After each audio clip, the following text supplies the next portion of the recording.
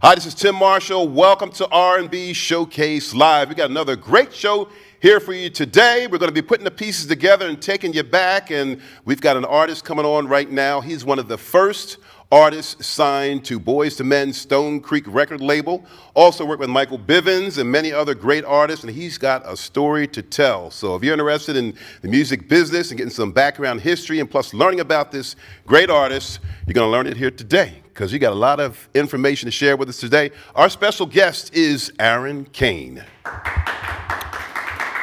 Thanks, Tim.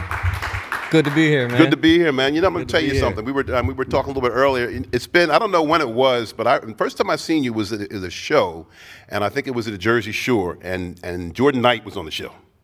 What? Yes. You saw that show? I was at that show. You were at that show? I was at that show. I opened up for Jordan yes. that yes, night. Yes. Now, how long ago was that? About 10 years, maybe? That was probably 2006, 2007. Yes. And I remembered you, because I thought you did very well. I said, boy, he's a tough act to follow. You know. Thanks, so man. when I watched you. So that's how I remember them. When we, years later, of course, I said, we got to get him on the show here today. Yeah. Because I know you got a lot of history to share, man. Yeah, man. Philly is a big part of my history and everything. I've been here in Philadelphia, moved to Germantown when I signed with Boyz II Men's label Stone Creek back in '97. Did you sign as a solo artist to that label? No, we were the second boy band ever. There was New Kids on the Block, and then there was Sudden Impact. Okay. This was before NSYNC, Backstreet Boys, all that stuff. You know, we were supposed to be the NSYNC, Backstreet Boys, right? But every situation, every label, it just never ended up happening. You know what I mean? We never got to that point to put the album out. Okay. But yeah, we started back in the day working as a boy band. Which was how many? Four or five guys in the group. Okay. Yeah, there was 5 of us. And now, what period was this? In the 80s? Was it late 80s, early 90s? Yeah, this was probably around 90. Okay. 90. So, and we were just doing it for fun. We weren't even really I was all into sports. Like I was trying to get a college degree, play baseball and everything, and this just kind of fell into our lap. So we started working in the studio. We had one song, and we did a poster. Okay. Right? And we met this guy, Cecil Jenkins. He was a good friend of Marvin Gaye, and he had this circuit going around in Newport News, Virginia, to where we would do charity events. We did a song where it was a bunch of groups together, and we would go do charity. So anyway, we had this relationship with Cecil. He was a dancer for Marvin Gaye and was a good friend of Marvin Gaye. Marvin Gaye was getting his star on Hollywood Boulevard. He invited us to come out. At that time, we were kids. My parents said, nah, you're not going out to Los Angeles, you're too young or whatever. But 2 guys did. They ended up going out to Los Angeles, going to Marvin Gaye's thing on Hollywood Boulevard, and they brought the poster with them. Okay. Michael Bivens from New Edition, BBD, just by chance happened to stop by the ceremony for Marvin, and they had the poster that we did, and they said, hey Mike, here's a poster. Can you sign this poster? Okay. And Mike said, man, get that New Kids on the Block stuff out of here. All right. And they were like, no, it's not New Kids on the Block, it's us. And he was like, oh, that's you guys? Yeah. Well, just by chance, Michael Bivens had a 3-deal production with Gerald Bugsby at the time at Motown. Okay, he was the president of the label at that time, I think. And he needed 3 acts. Okay. And he had already signed Boyz II Men, and he had already signed ABC, Another Bad Creation. And he needed one more. And boom, now you got this 5 white kids, which, kind of like New Kids. Right. He was like, boom, This is it. You know what I mean? And Was that the All for One, One for All? nah, this is That's before that. This is way before that. Okay. This is it was just we ended up signing. He actually put us on Capitol Records. Okay. Everybody else was on Motown, but he put us Wow, on okay. Capitol. But Interesting. still had a 3-deal production with Gerald. Okay. And so we did that, and then he started. I don't know if you remember how Biv did. He started Biv 10. And then I remember that. Yeah. he always put people in cameos. So my first time ever coming here to Philadelphia is when Boyz II Men did Motown Philly. Okay. And we were in the Motown Philly video. Okay. Now, where was that taped at? Right Right outside Geno Steaks. Oh, okay. All Right outside Geno Steaks in the studio here in Philly. Somewhere here in Center City. I didn't know where I was. It was the first time I ever been to Philly, you know?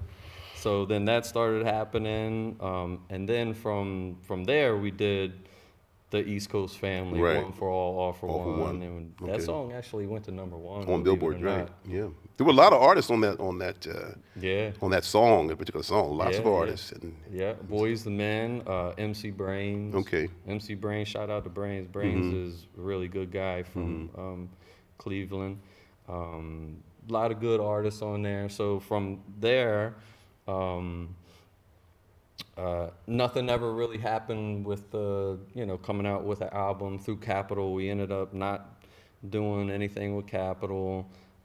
So then Biv took us to his label, Biv 10, which was under Motown. That's Okay. when we were doing the One for All for One, and we thought that we were going to do an album, everything with him.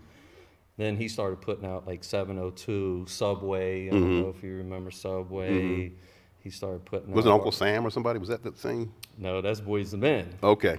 So anyway, All right. so That's later, though, right? That's later. So Okay. I'm getting into that. All right. Okay. It's all coming together. Yeah. So from there, nothing ended up happening with Biv 10, and so from there, we knew that we needed to get some hot music together now, because we recorded songs and we just needed to get some hot music together. And us being from Virginia, Teddy Riley was in Virginia Beach. He had Future Records down there. Okay. And we knew that. And, Missy's down there. Timberland was down there. So we hooked up with Teddy. And Teddy hooked up, at the time, Teddy was working with Leon Silvers. You remember Leon Silvers? The Hotline and Yep, the Hotline. Yeah. He was working with Leon and writing songs for Blackstreet album and everything. So Teddy said, hey, man, listen, I want you guys to get with Leon and, get like a little EP together or whatever. We were going to Leon's apartment every single day, 8 o'clock in the morning, So we started doing that. We got 4 songs together with Leon Silvers. Hot songs too, man. I mean, these songs were just the best stuff that we had ever done up until that point, you know? Well, at that point that we were doing those songs, Boyz II Men got their own record label because they worked out a deal with Tommy Mottola. You remember One Sweet Day? That, Yes, Mariah Carey. Mariah Yes, Carey. I do remember that song. Yeah. Tommy Mottola said, hey, you guys do a song with Mariah, and I'll give you your own label. So they agreed to it or whatever. They opened up their label, this and that. So now Boyz II Men has a show in Hampton, Virginia. Okay. Their first world tour with MC Hammer, right? Now, we already know Boyz II Men we already have history of Boyz II Men. And we actually would call Boyz II Men every New Year's Eve. That was our thing. Like every New Year's Eve, we always at 12 midnight, us and Boyz II Men always talked and kept a relationship. So they open up in Hampton, Virginia, their world tour with MC Hammer and everything. They invite us and this and that. And this is the funny story that I was gonna tell you, man. Like that night, this is crazy. That night we knew Missy. Missy had a girl group, Missy Elliott had a girl group at the time, and she they were working with Leon as well. Okay. That night, we knew Missy and her group and everything, and we were already backstage, right? We were already backstage hanging out with Boyz II Men. Jodeci was there, and everything. And Missy and her group are trying to get back in. Okay. Like trying to get backstage, you know what I mean? And one of the guys in the group, Todd, actually let them in. And wouldn't you know, that's the night that Missy hooked up with Devontae from Jodeci, Okay. which started the whole thing. And we were the ones to that let Missy back backstage. Okay. So now, what was the name? Your group name at that time was still? Well, when we were in Motown Philly video, we were Sudden Impact. Oh, so then you changed your name after that, right? And then we changed our name. Why did you change your name? Here we go. Different label? Story. I had to go on BET, dude. I went on BET. To was that 106? No, it was Sherry Carter. You remember Sherry Carter? I forget the name of the show. It was Sherry Carter. But Biv made me go on BET to tell our name change. And we changed our name when we did the One for All, All for One video. Okay. We were called White Guys. Okay. Right. And the reason why we were called White Guys is because we were the only white. Okay. We were the only white guys. All right. In Biv 10, and that's what everybody called us. Wasn't there another white artist in there? They sound like something like Luther Vandross. Hayden. Hayden, yeah. But he's solo artist. Yeah, he was solo artist. He was another guy from Cleveland, I think. But we were called white. Everybody said, "Yo, where are the white guys at? Yo, tell the white guys to come over here. It's time for the white." So Biv was like, "Man, you guys should just call yourself white guys. Everybody calls you that anyway." We're like, "Oh man, oh no, dude." I don't know how good that's gonna work, man. And sure enough, if you watch the One for All, All for One video, right across the screen. There's about 100 artists in that video too, you know. You keep in touch with any of those artists still? Oh, I keep in touch. ABC's doing a lot of stuff right now. ABC, I'm real close with Chris and Robro. And they're doing a lot of good stuff right now. I'm real close with MC Brains. I still talk to Biv.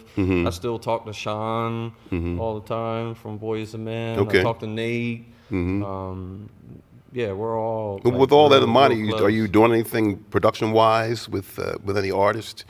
Currently? Well, I have a partner that I've worked since day one. He's been with us since day one. This guy Tim Bird. Okay. And check him out, Tim Bird Music. This guy is amazing. He's just an amazing guy, man. I mean, he's worked with Dave Hollister. Like, dude, he has this song with Dave Hollister. Remember when Dave Hollister had the song with Blackstreet, right? Yes, I did. Before I Let You Go. Yep. And Tim started working with Dave Hollister when he got his solo deal or whatever, and should have been like the first single off of his new. Anyway, Tim's worked with a lot of people, but so that's who look. You told me to turn my phone off, and now my phone's going off.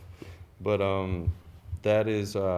that's my partner that I work with now, man, and we do a lot of, like I was telling you earlier, we've moved over kind of into the A&R position. We've moved into a lot of the music licensing. We do a lot of stuff for independent films now. We do like car commercials. Okay. We do a lot of different stuff on the other side is, not so much as being an artist per se. We do like a lot of songs for other artists, major, independent, or whatever, like the songs that I sent you. Well, we talked about you and your group. You also became a solo artist after that. I did. Tell us a bit about that period for you. I did. How'd that work out for you? I had a top. You had a top 10 hit, right? Yeah, I had a top 10 hit in 2006 called Gotta Love.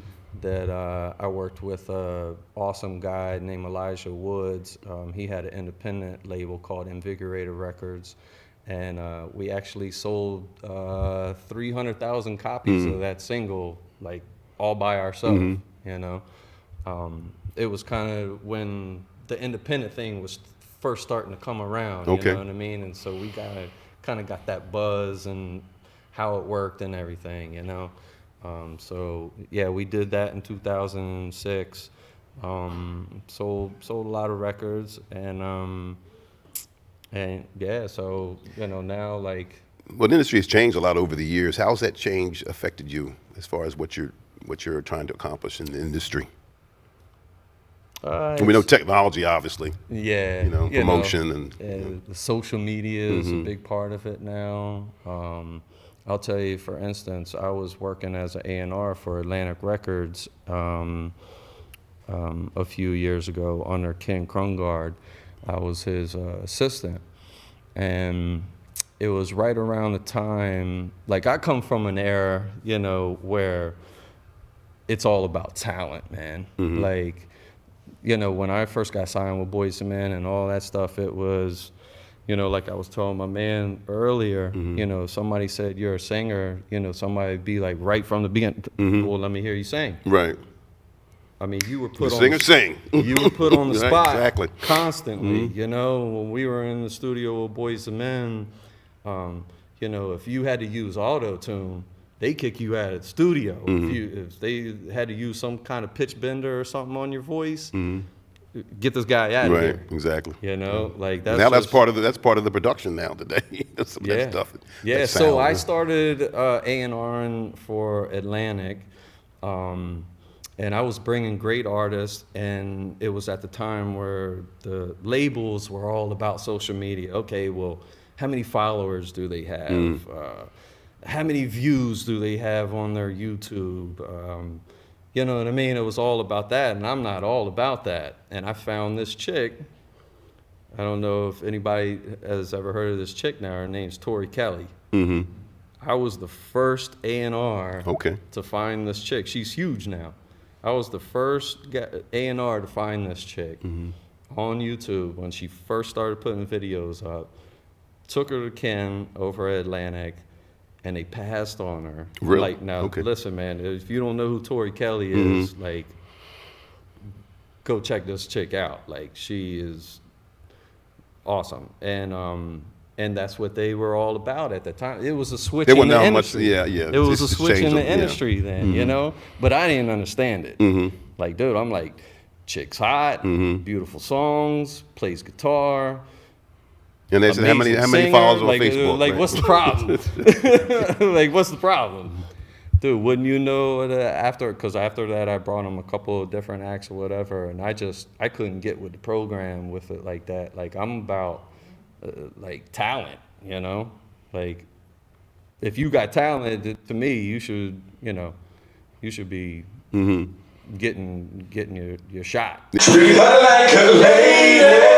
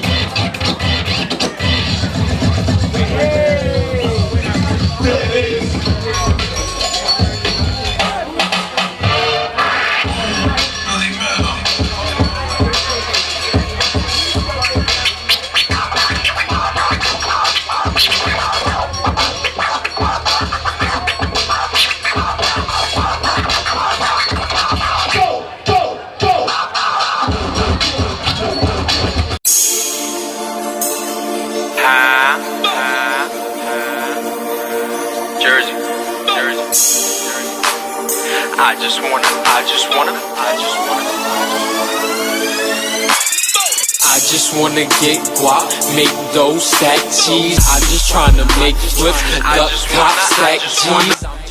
Yeah. This Colin's Royal right here, Jersey. One time we in the building, you watching R&B Showcase live with Tim Martin. The industry has just changed so much over the years. So what kind of advice can you give to those that are trying to do what you do, get into this business? You've seen the changes over the years. What can you tell someone that's trying to do what you're doing? I look at it like this now. It's like whatever you're trying to do in life, right? It's a business, and you have to have money to promote your business now. That's how it is. Like if you have a coffee shop, if you open up a coffee shop around the corner, right? You got to have money for promotions. You got to have, let people know about it. And that's kind of how it is right now in the industry. It's not all about talent right now, It's about marketing yourself the right way and putting money into promotions. The old saying, it takes money to make money, right? Mm-hmm. And so that's how it is today. You can't just bank on, oh, well, I'm a great singer, or I'm a great songwriter, I'm a great producer, and I need my shot, and it's going to happen, because that's not just the way the industry's not like that anymore. There's no artist development anymore. That's why you see people now coming with 1 or 2 songs and never hear from them again, which is fine, I mean. Well, when you were coming, they had that artist development, like they did in Motown. What did that consist of for you, for your era? Was it like vocal training, dancing? What did they do? Man, vocal training. Dude, you had to be a complete artist, Was it like the Making the Band? Weren't you part of that Making the Band? One of those television shows? Nah. Making Band 4? Nah. Okay. I did actually go to New York one time. I did actually go to New York one time to do it, but it was only to hang out with my man Biv. Okay. Because Biv was one of the P. judges Diddy was at part the of that time. too. Puff Daddy was part of that. Yeah. That was That was Puff's several thing. generations later for that. That show was on. Yeah. Yeah. Go get your cheesecake. Remember that? Yes. So now you're working with artists today. You're producing. Who are some of the acts that you're working with now, and are you looking for artists? Oh man, listen, I'm always looking for talent, always looking for certain situations, because it comes down to it that I know a lot of people. I've been in the industry for so long. I know a lot of people, like right now I'm working with Jack Knight. I don't know if you guys remember who Jack Knight is. Jack Knight is a great songwriter for Bad Boy, for Puffy. I don't know if you guys remember the big hit that he had, Jack Knight in Dakota House. All they want to do is make it bounce. Oh, you take this back. The Monifa song. Monifa, remember you? Yeah, so I'm working with some stuff on him. Then I got some independent artists that I'm working with right now. Great kid, Terius, that's down in Florida. Great R&B singer. But we, like I said earlier, like we've kind of gone into the music licensing thing because it's a paycheck. Okay. It's a constant paycheck. You get on a car commercial, and they run that car commercial every day, all day during NFL Sunday. You're doing all right. It's good to have multiple revenue streams today, different ways of getting income. Well, that's what, that's another thing that I would tell people that are getting in the music industry. If you're a songwriter, producer, just making songs isn't your only revenue and only avenue that you should be going. You know what I mean? There's a million ways to make money in this music industry, and it doesn't have to be to have a top 10 hit. It doesn't have to be to have your song on the radio or to have a million YouTube hits. There's a lot of other ways to do it, Read books, read books. Go online and really do some research and figure it out, because it's a business. Yeah, it's all about the feeling and everything. There's a lot to learn about this business of music, right? That's right. That's well, right, if folks want to get a hold of you, Aaron Kane, how can they get a hold of you? Your website or any information you can put out there for the folks? I'm on all social media. All my social media is Aaron Kane 7. All right. You can find me on all social media. I'm always on there. You can hit my email, aaronkane7@gmail.com. I mean, I'm online. I'm not hard. If you Google Aaron Kane music, Not hard to find. nah. All right, man. Well, listen, I appreciate you taking the time out of your day and coming here. It's been great, Giving, man. I know you got a lot more to share, but a lot of rich history. We're going to also be playing some of your music here on the show, and we're going to continue to keep on keeping on and keep us updated on the artists that you're bringing to the table, and we'll do our best to do our part to extend that legacy, man. Yo, can I bring somebody up here real quick? Because we got somebody in the audience over here. And it's one of my favorite artists of all time. Okay. Right? Who might that be? This guy, Kenny Green, who taught me a lot in this music industry. Is he out there? Singer. And we have one of the members of Kenny Green's group called Intro. Okay. Jeffrey. We got his nephew out here in the audience tonight. Let me bring my man up here because we were singing in the green room, and he actually, there's not too many people that know this song. Oh, boy. Okay. There's not too many people. All right. This is my man, Will. What's going on, people? This is my man, Will, right here. Well, yeah. And there's not too many people that actually know this intro song, and I was singing it in the green room earlier. You gonna sing it now for us? Yeah. And he actually knows it. I know the song. I know the whole album. Okay. Baby, baby, been wondering, would you mind if I came right over, took the time to love you just the way you like? Oh, I'm all alone in this empty room. The thoughts in my head are me and you, and it's driving me crazy, 'cause I want you so bad. I wanna make love to you like you never had if you feel lonely. Yo, my man, I can't believe that he know that song. Sign him up. So, yo, that's my man. Well, dude, intro is you listen to any intro stuff, man. Kenny Green was that man. That's good stuff, man. Yeah, that was fun, dude. All right. Well, maybe we'll bring you back because we're going to have them on the show coming up. So, all right, cool, man. That'll be good. But Aaron Kane, our special guest, want to thank an arranger, recording artist, and writer and producer. You're doing all kinds of things in the music industry here today. So, Aaron, thank you for being part of the show here today. Appreciate you coming out. Thanks, Tom. And still got the vocals. Still sounding good. All right. I'm Tim Marshall, and thank you for joining us for R&B Showcase Live.